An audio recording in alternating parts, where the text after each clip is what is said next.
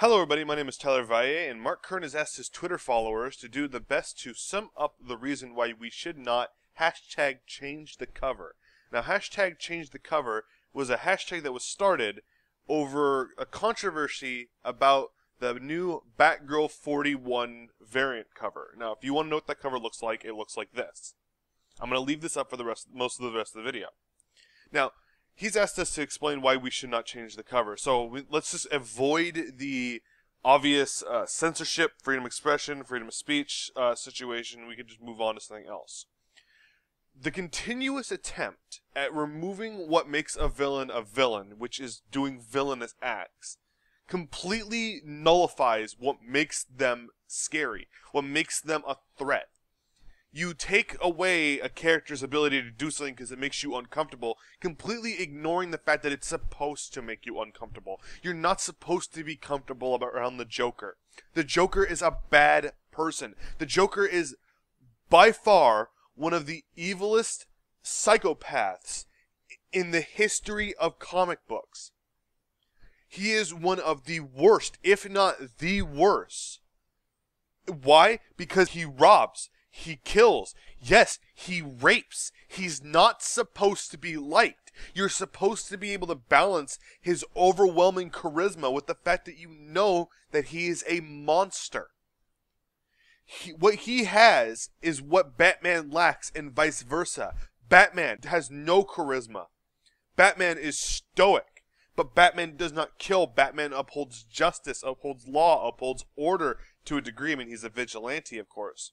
The Joker is extremely charismatic, and if he wasn't a murderer, he would almost be likable. But he revels in chaos, destruction, murder, and mayhem. That's what makes him the perfect villain for the Bat family. Not just for Batman, but for Batgirl, the Red Hood, Batwing. All these characters, when they come together against the Joker, there's a reason, is what I'm saying, okay? There's a reason for this. By saying that you want to remove a cover because it makes you uncomfortable, completely ignores what it's trying to do. It's supposed to make you uncomfortable. You're supposed to be uncomfortable around this entire situation. It's a bad thing that happened.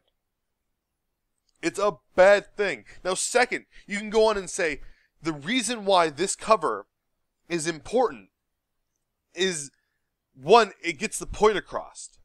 And you can see that it's gotten the point across. It's gotten people uncomfortable, so much so that they're asking for a ban on it, because that's what they want to do when their sensibilities are questioned or changed, or they're made even slightly uncomfortable by something that would be easily rectified by simply getting up off their computer, is that this has to do with The Killing Joke, one of the most popular and well-known comics of all time. So you want to change that this for the exact reason that it was made, to make you dislike it. You're not supposed to like this cover. Like, from face value, you're not supposed to like it. When you look into its deeper meaning, what it's getting at, the symbolism and all that, you can enjoy that, you can like that, but from a face value standpoint of the Joker doing what he's doing, you know that it's wrong. Now, I want to ask this question.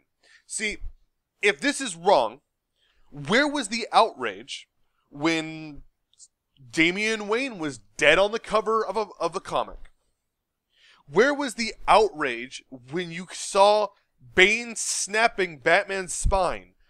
Another situation of probably one of the most well-known moments in comics, of Bane snapping Batman's spine over his knee. Where was the outrage then of people saying, yeah, well, this makes me uncomfortable? And I want to show you this tweet, because I'm going to block out the guy's name, but if you want to see, you can see it on my Twitter. I don't really care. I'm not going to change that. This guy actually says that this cover celebrates sexual assault, as if it's a good thing. Now, I want to compare this to something that I do felt celebrated in a way. We're going to go look at the Boston Bombers Time magazine cover. Look at the way that they dolled him up. Look at the way that they airbrushed it, made him look good, made him look awesome. They made him look like a fucking movie star. They made him look like like one of the most influential musicians of all time. Like he's basically like put on the same pedestal as someone like the fucking Beatles. It feels like when you look at this cover. This was celebrating, in my opinion. This was the cover. This is exactly what he wanted, and they did it perfectly. He will die happy knowing that they did that. That was celebrating. This, in response, is not celebrating at all.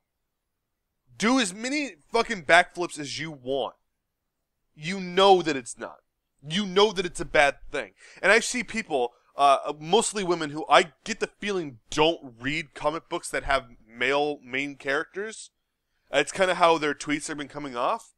Because they're acting as if this is a sexism thing. That putting a weakened female character on the cover is somehow sexist, completely ignoring that male characters or any good character has to overcome something.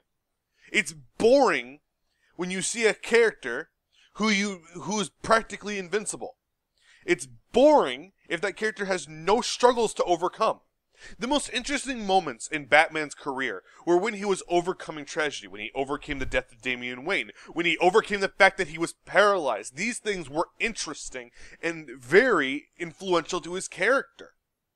You have to build upon the tragedy to be able to build a character who's relatable to people, who, even though they're a superhero, they are human, and you have to see that. Sometimes when you build a character up on a pedestal, you need to tear them down once in a while. The characters need to be vulnerable, and that has nothing to do with their gender. It has to do with writing a good character, and that is why you should not change the cover. Now, before I get into this, I want to ask a little bit extra, because a lot of people don't count these, but I do. Where was the outrage when the Joker tricked Superman into beating the shit out of Lois Lane and killing her, which then set off a nuclear bomb in Metropolis and killed millions, then sent the world into a fucking order which Superman was the dictator of, which he killed people who questioned him. He killed Shazam. He blew a fucking hole through his head.